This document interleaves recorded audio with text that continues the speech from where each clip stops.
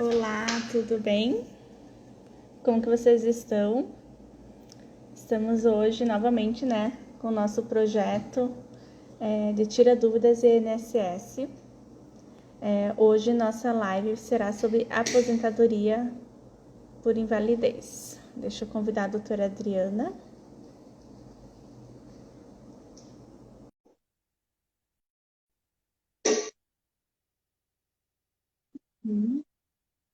Esperar a doutora Adriana aceitar.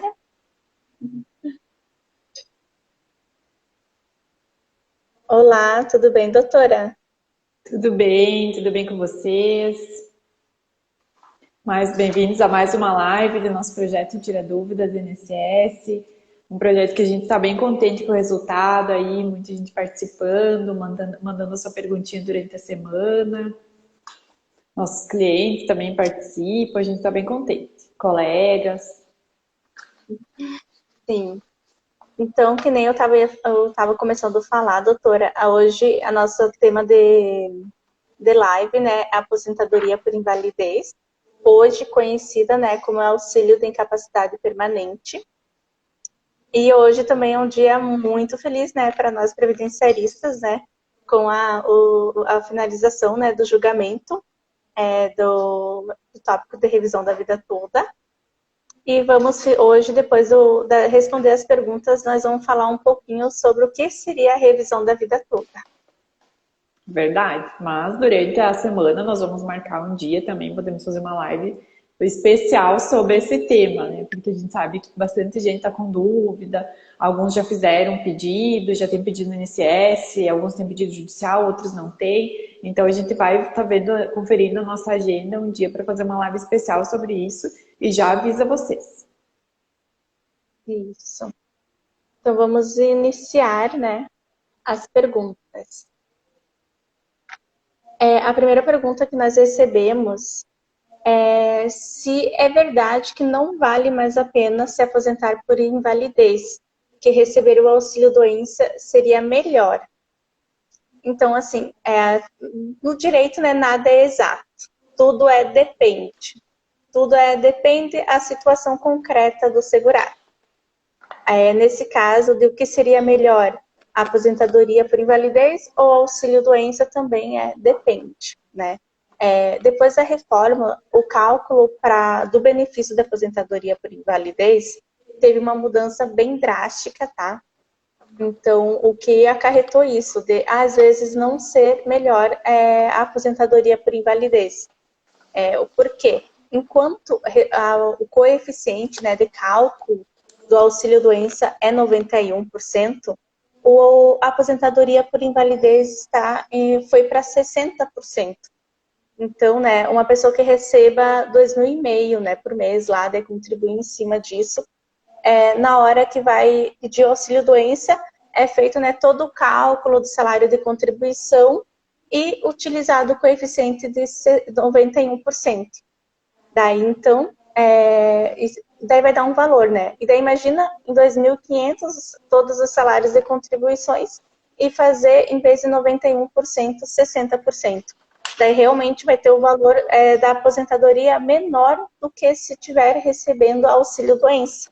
Daí, nesse caso, nós não recomendamos mesmo tentar se aposentar por invalidez, e sim manter recebendo o auxílio-doença.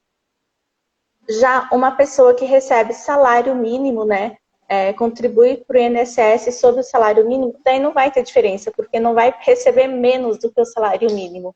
Então, daí nesses casos, se a pessoa tem a possibilidade de aposentadoria por invalidez, nós tentamos a aposentadoria por invalidez aí. Quero mandar um oi aqui para a doutora Débora, a Luciane, a Alessandra, todo mundo aqui que está nos acompanhando, agradecer mais uma vez a presença de vocês. E só para situar o pessoal, lembrando que a gente está trabalhando aqui, falando, tirando as dúvidas com os benefícios por incapacidade. Então, na semana passada, nós falamos sobre auxílio-doença, essa semana, aposentadoria por invalidez, e na próxima semana, possivelmente, vai ser auxílio-acidente para a gente dar sequência aos benefícios por incapacidade. E às vezes a pessoa tem algumas dúvidas assim, mas o que muda do benefício da aposentadoria por invalidez para o auxílio-doença? Na verdade, quando a gente fala de auxílio-doença, é para proteger uma incapacidade temporária e aposentadoria por invalidez, uma incapacidade permanente, tá? Isso.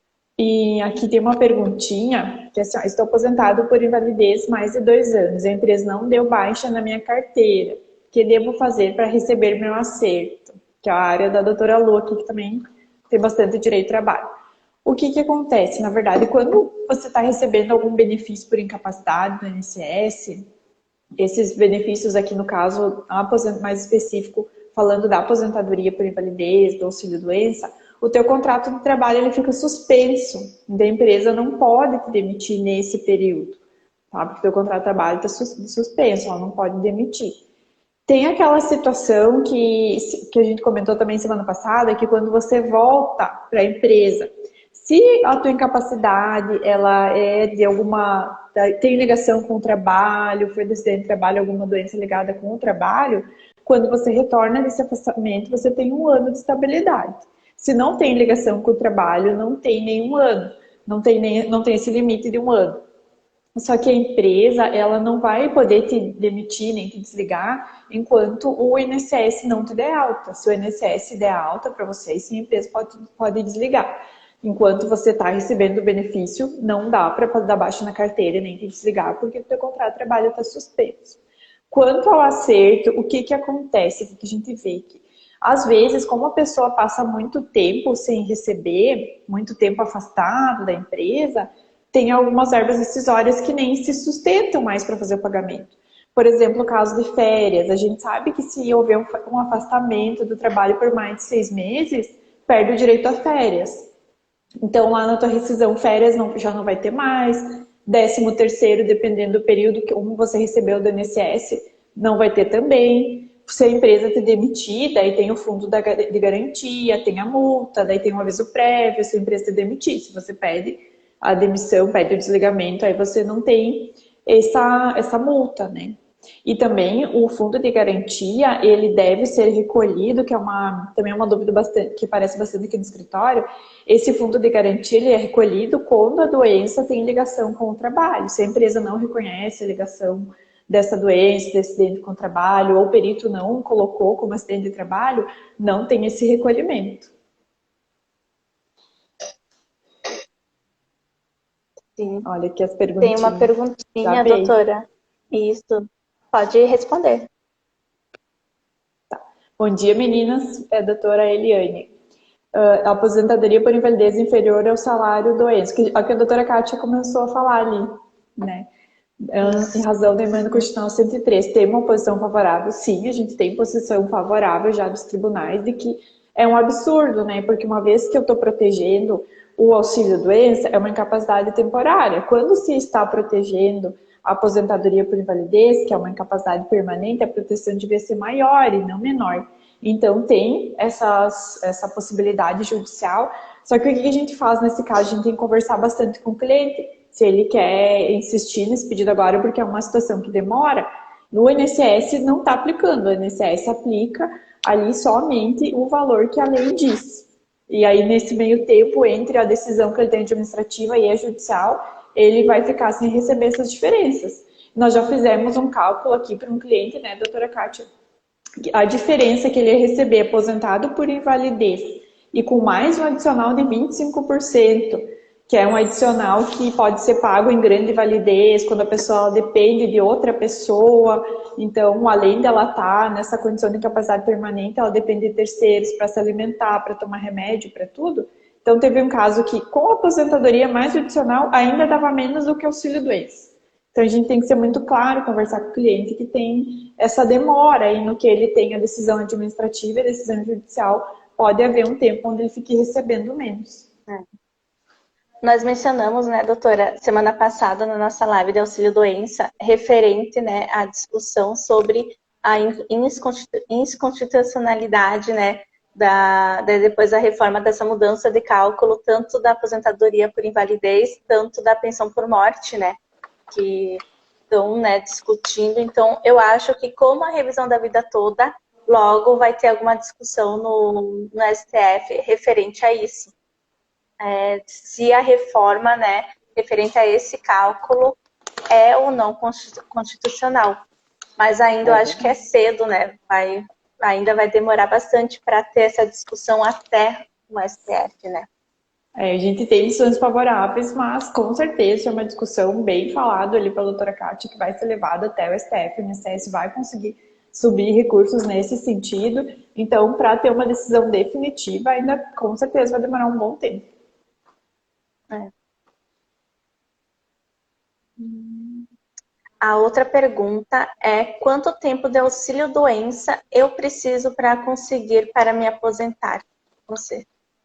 Daí, então, assim, não existe tempo mínimo que você tenha que receber o auxílio-doença para receber, digamos, converter para aposentadoria por invalidez, tá? Depende muito do que o perito vai analisar na perícia. Deixa eu explicar assim. Os requisitos, né, para aposentadoria por invalidez é qualidade segurado, carência de 12 meses e se estar incapaz de forma permanente para todo tipo de serviço. Então, às vezes na primeira perícia, né, nem está recebendo auxílio-doença ainda, o perito vai olhar e vai falar: não, tu está incapaz de forma permanente, não tem como receber auxílio-doença sem aposentadoria por invalidez. Então, assim, não tem tempo mínimo para receber, para converter. Pode ser que você receba várias vezes auxílio-doença e um perito lá analisou o teu caso e pense: não, você está incapaz de forma permanente. Ou, às vezes, pode acontecer de na primeira perícia já for constatado, né, essa incapacidade permanente e já for aposentado por invalidez. Isso, perfeito. Quero mandar um beijo para a doutora Natânia, a doutora Jamila, né, nossas amigas aí, doutora Tassiana, que sempre nos prestigiam. Obrigada pela participação. Muito legal. Obrigada. Então, olha essa perguntinha aqui. Meu pai morreu antes da perícia. Minha mãe recebe algo? Primeira coisa, assim, o que acontece? Quando a pessoa falece antes de se submeter à perícia, o perito faz o que a gente chama de perícia indireta. Quer dizer o quê? Não existe, não tem mais a pessoa lá para ele analisar, examinar a pessoa. Então, ele vai decidir com base nos documentos apresentados. Tá? Então, ela é uma perícia um pouquinho mais difícil, porque não tem mais a pessoa ali. Então, vai ser baseada nos documentos. Mas sim, com certeza, se ficar comprovado que o teu pai tinha direito a benefício, que ele estava incapaz, vai gerar um crédito e vai ser dividido pelos herdeiros lá no INSS. Vai gerar um crédito se é a perícia administrativa, né? Se é judicial, vai gerar um pagamento que vai ser dividido pelos herdeiros. Doutora Débora aqui também passando, doutora Débora Brasil, Débora Sandra, porque a gente estava também passando para nos prestigiar. Obrigada. Hoje eu tô de óculos, né? Eu sempre fico de lente. Eu tô com um pouco de dificuldade de ler os comentários. A nossa próxima pergunta, né? Meu pai está aposentado por invalidez há 3 anos, mas chamaram para perícia. Tá certo isso? Então, o que, né? Lendo essa pergunta, a gente imagina que aconteceu o pente fino, né? Na situação do pai dela. A aposentadoria por invalidez, BPC, tem que, a cada 2 anos, ser analisado novamente, né, por um perito. Então, no caso dela, dá para entender que foi isso que aconteceu, né? Que passou o tempinho lá que a lei coloca e chamaram para a perícia novamente. Na lei, existem possibilidades, né, de não ser chamado para essa análise a cada 2 anos. Que é ter 55 anos e mais de 15 anos de benefício, ou ter mais do que 60 anos, tá? Então, lendo essa pergunta, assim, o que eu imagino é que foi isso que aconteceu. Que passou, né, não foi chamado antes, e eles chamaram para fazer a reanálise se a pessoa ainda tem a incapacidade. Isso, é bem importante lembrar. Também tem o aposentado por invalidez, que ele é portador do vírus HIV, ele também está dispensado de perícias. Só que o que acontece, né, doutora Kátia? Muitas vezes os clientes são convocados e eles vão para a perícia. Aí a perícia é negada, aí que eles vêm nos procurar. Então existia aí que chega no escritório. Então, existia uma previsão que ele não precisava fazer perícia, só que daí ele fez e agora a gente tem uma perícia dizendo que ele está capaz para o trabalho. Então, o que a gente sugere? Quando a pessoa recebe esse tipo de convocação, ela, antes de se apresentar, procura um advogado para tentar alguma alternativa judicial para que ela não precise se submeter à perícia. Porque, infelizmente, no dia a dia, o que a gente verifica? Nós verificamos que quando a pessoa vai na perícia, ela é considerada capaz. E daí tem que fazer o processo judicial, submeter novamente a perícia. Também aqui uma perguntinha que a gente vai lembrando, né? Lendas que enviaram, que os nossos clientes nos questionam também, se pode reagendar a data da perícia. Sim, até 24 horas antes da perícia dá para fazer o reagendamento. Mas o ideal que a gente sempre aconselha é que a pessoa tente ir no dia da perícia, né? A gente manda mensagem, manda cartinha, sempre pede assim que vá nesse dia que a gente sabe que é bem importante. Porque às vezes pode reagendar lá para frente ainda, a pessoa esperar vários dias. Também a questão da perícia domiciliar, hospitalar, né? Eu ia comentar agora. A gente tem clientes que estão internados, hospitais, que são acamados, não conseguem se locomover. E lembrar, né, que nessas situações o INSS pede que um familiar da pessoa que está acamada, né, vá no dia da perícia até o INSS requerer essa perícia em domicílio, em clínicas, né, hospitais. Nós tivemos caso aqui que nós estamos discutindo agora judicialmente, que nós requeremos, né, via e-mail, né, pelo balcão virtual, e o INSS não deu bola para o nosso pedido, indeferiu, colocou como que a cliente não tivesse comparecido.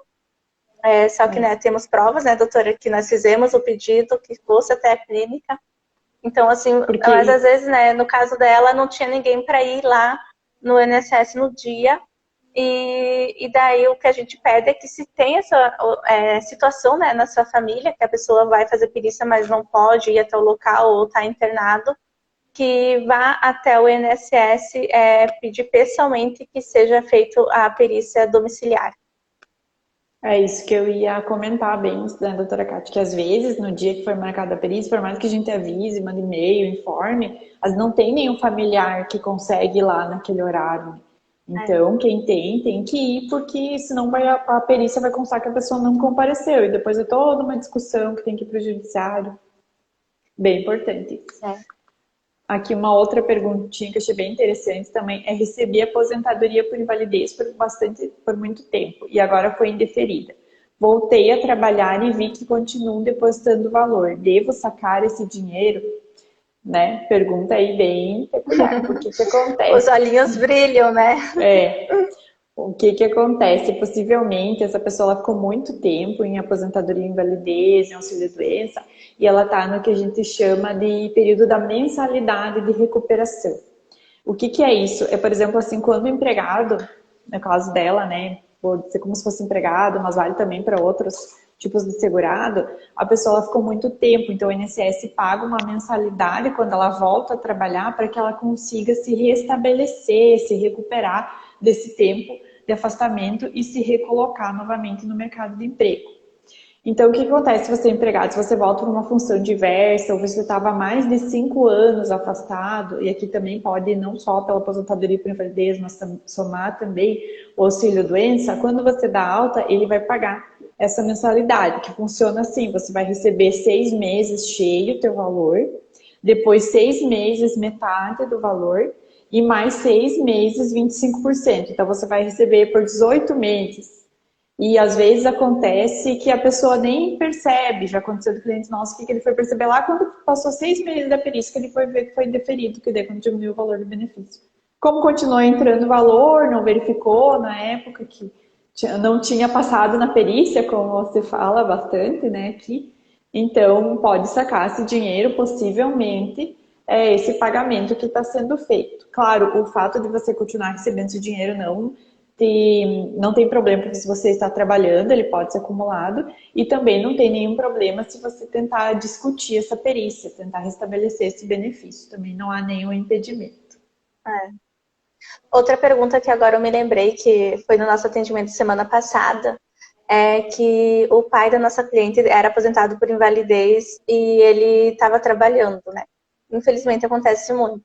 e daí queriam assinar a carteira dele. E assim, não pode, tá, pessoal? Se tu é aposentado por invalidez, é porque você tem uma invalidez de forma permanente para todo tipo de qualquer de trabalho. Então, se assinar a carteira, vai ser cessado de imediato, tá? O benefício, tá bom? Então, se tu é aposentado por invalidez, não pode ter outro trabalho, porque você está incapaz de forma permanente e total. É verdade, tanto a aposentadoria por invalidez como o auxílio-doença, eles são benefícios que eles substituem a renda do trabalhador. Então, eles são incompatíveis com o trabalho.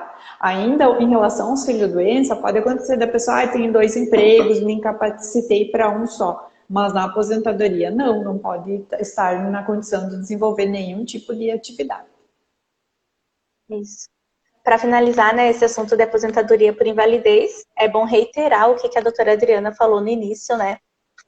Sobre a grande invalidez, que é quando a pessoa recebe aposentadoria por invalidez, só que durante, né, um tempo depois, ou até desde o início, ela precisa de cuidados de um terceiro, né? De uma pessoa tem que ficar com ela 24 horas por dia, ajudando, né, no serviço do dia a dia, assim, de ir no banheiro, tomar banho. E daí tem um acréscimo de 25% no valor da aposentadoria. E isso acontece somente na aposentadoria por invalidez. Ano passado, que foi decidido, não, nas outras aposentadorias não é possível ter esse acréscimo, é somente um benefício da aposentadoria por invalidez.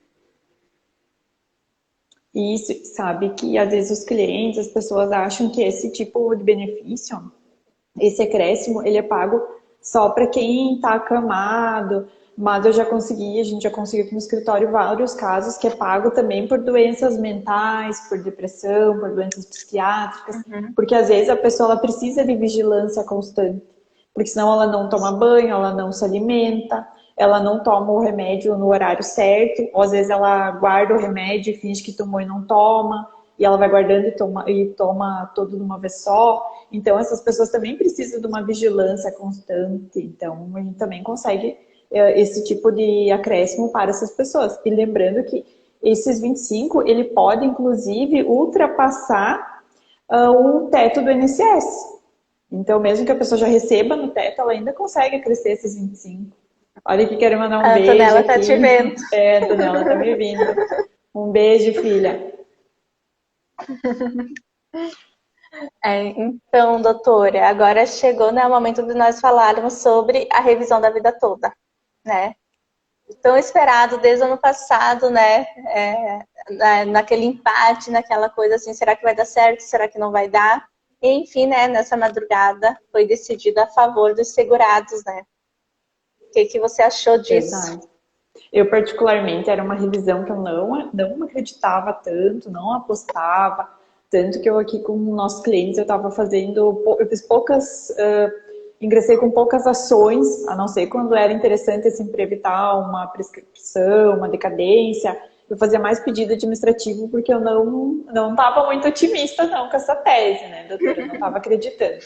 Mas, graças a Deus, foi decidido a favor do segurado, então está sendo muito comemorado aí por todos os previdenciaristas, a gente está vendo aí nas mídias sociais, e nós estamos organizando aqui durante a semana, vamos fazer uma live só sobre isso, porque o tema é bem interessante, promete, muitas pessoas já estavam procurando, imagina agora, né, doutora Kátia, com toda essa mídia, toda essa divulgação, e tem que ser mesmo, porque muitas pessoas podem nem saber que tem esse direito que pode aumentar o valor da sua aposentadoria, então todos querem saber. Então, semana a gente vai fazer uma live especial para tratar disso.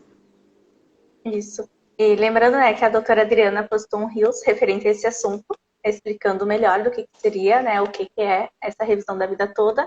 E eu hoje de manhã falei um pouquinho nos meus stories também, explicando um pouquinho, mas nós vamos explicar um pouquinho aqui também, né, doutora? O cálculo da aposentadoria é feito a partir, né, das contribuições de julho de 1994. E tem ocasiões, né, que o segurado contribuía antes de 94 com valores altos, né, o que vai daí mudar bastante o valor da aposentadoria que ele iria receber.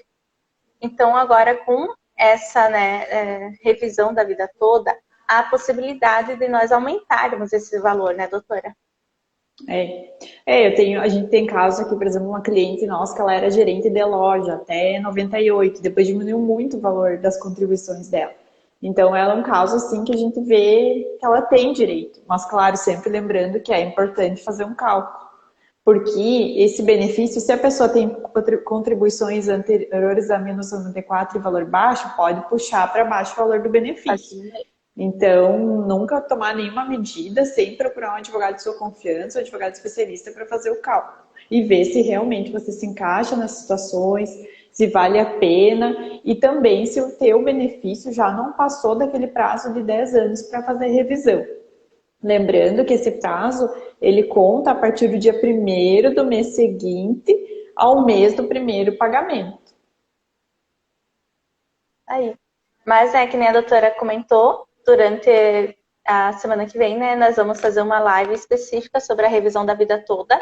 Vamos fazer uma caixinha de perguntas também, né, nos stories. E também, se alguém quiser enviar pelo direct, pelo WhatsApp, podem enviar referente à revisão da vida toda. E que seria mais ou menos nesses casos que nós comentamos, né?